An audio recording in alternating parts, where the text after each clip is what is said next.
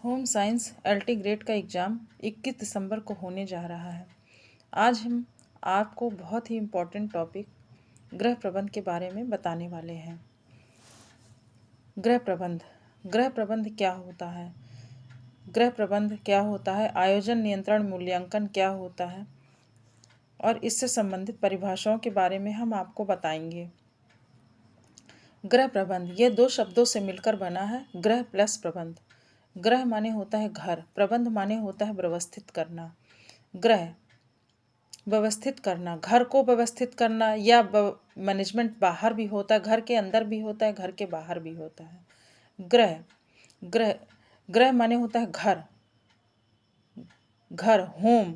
ये हमारे घर में हमारे इमोशंस होते हैं। ये इमोशंस, इसमें फीलिंग्स होती हैं, भावनाएं होती हैं, एक दूसरे के प्रति सुख दुख को हम बांटते हैं, इसलिए हम इसे घर कहते हैं।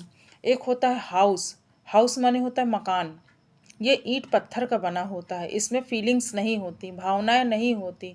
ईंट पत्थर सीमेंट का बना होता है। जैसे कुछ बच्चे पढ़ने के लिए हॉस्टल चले गए, या जिसका ट्रांसफ़र हो गया, गवर्नमेंट जॉब में है, तो वो दूसरी जगह रूम लेके रहने लगे। वहाँ हम पूरे परिवार को नहीं ले जा सकते।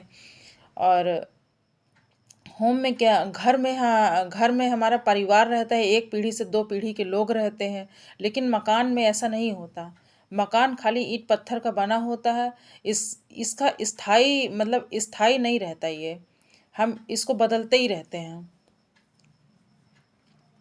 जैसे एक कहावत है, कहा गया है, a house is built by hand but A home is built by heart. मकान हमारे हाथों से बनता है, जबकि घर हमारे हृदय से बनता है। अब हम प्रबंध को देखते हैं। प्रबंध का अर्थ कार्य करने की उस विधा से है जिसके द्वारा किसी भी परिस्थिति में समस्त साधनों का सर्वोत्तम ढंग से उपयोग करते हुए जो भी उसके पास संसाधन होते हैं उससे अपनी अधिकतम इच्छाओं की पूर्ति करती है। प्रबंध, इसको हम ऐसे समझते हैं, प्रबंध क्या होता है? इसमें गृहिणी के पास जो भी सीमित संसाधन होते हैं उससे से अधिक इच्छाओं की अपनी पूर्ति करती है। गृह प्रबंध यह एक मानसिक प्रक्रिया है। प्रबंध गृहिणी एक प्रबंधक होती है। घर में गृहिणी ही एक प्रबंधक होती है, जिसमें गृहिणी आयोजन करती है, संगठन करती है, नियंत्रण करती है, मूल्यांकन करती है। आयोजन जिसे प्लानिंग कहते हैं, संगठन जिसे ऑर्गेनाइजेशन, नियंत्रण कंट्रोलिंग, मूल्यांकन इवोल्यूशन। उस आयोजन, संगठन, नियंत्रण, मूल्यांकन करने के बाद गृहिणी के पास जो भी संसाधन होते हैं, चाहे वो मानवीय हो चाहे अमानवीय हो, उससे अपने उद्देश्यों की प्राप्ति करती है। और जब उद्देश्य प्राप्त होते हैं तो उससे अधिकतम संतोष की प्राप्ति होती है। इसके बाद जब हमारा एक उद्देश्य पूरा हो जाता है, इसके बाद फिर से गृहिणी आयोजन, संगठन, नियंत्रण, मूल्यांकन करती है, और ये एक चक्र चलता रहता है जब तक हमें लक्ष्य की प्राप्ति नहीं हो जाती। कुछ विद्वानों ने इससे गृह प्रबंध की परिभाषाएं भी दी हुई हैं। जैसे कोटजिन ने कहा है कोटजिन ने गृह प्रबंध को एक व्यवहारिक विज्ञान माना है।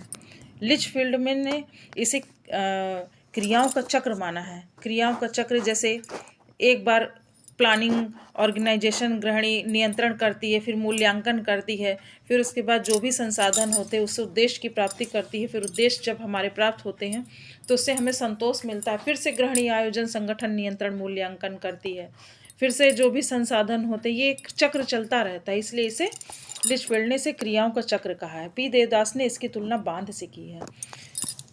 जैसे पी देवदास ने, जैसे नदी का एक बांध होता है, हम नदी जैसे बांध के द्वारा पानी को रोक के रखते हैं। जब पानी की ज़रूरत होती है, खेतों में ज़रूरत होती है, तो बांध को खोल दिया जाता है।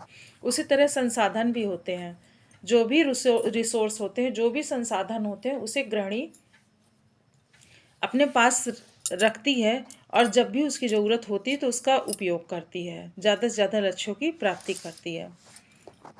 इसलिए पी देवदास ने इसकी तुलना, गृह प्रबंध की तुलना बांध से की है। इरेन ओपेनहोन ने इसे गृह प्रबंध को संस्कृति की जड़ माना है।